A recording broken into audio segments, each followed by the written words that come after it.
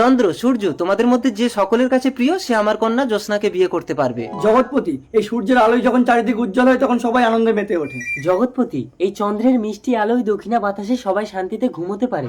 ঠিক আছে সূর্য, তুমি 4 দিন একভাবে দিন করে রাখো, আর চন্দ্র তুমি 4 দিন একভাবে রাত করে রাখো। যাকে মানুষ বেশি পছন্দ করবে আমি তাকে বিয়ে করব।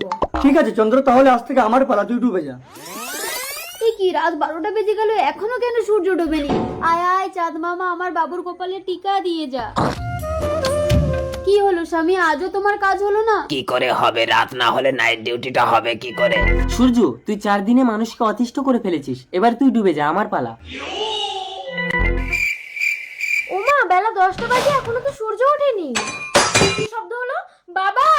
জ্যোৎস্না, বাবা! অন্ধকারে কিছু দেখতে পাচ্ছি না, দিনের বেলায় রাত হয়ে আছে। কে? কে?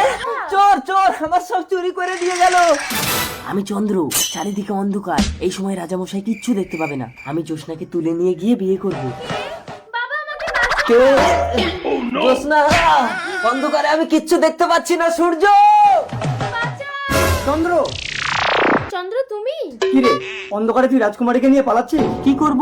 একভাবে দিন হয়ে থাকলেও মানুষ অতিষ্ঠ, একভাবে রাত হয়ে থাকলেও মানুষ অতিষ্ঠ। কোনোভাবেই মানুষকে খুশি করা যাচ্ছে না, তাই আমি রাজকুমারীকে নিয়ে পালাচ্ছি। চন্দ্র চন্দ্র চন্দ্র! জ্যোৎস্না, তুই হবি রাতের বেলায় চাঁদের মিষ্টি আলো, আর দিনের বেলায় সূর্যের রোশনি হয়ে এই জগতের মুখ উজ্জ্বল করবি। এক চোখে সূর্য তুমি, চন্দ্র আর এক চোখে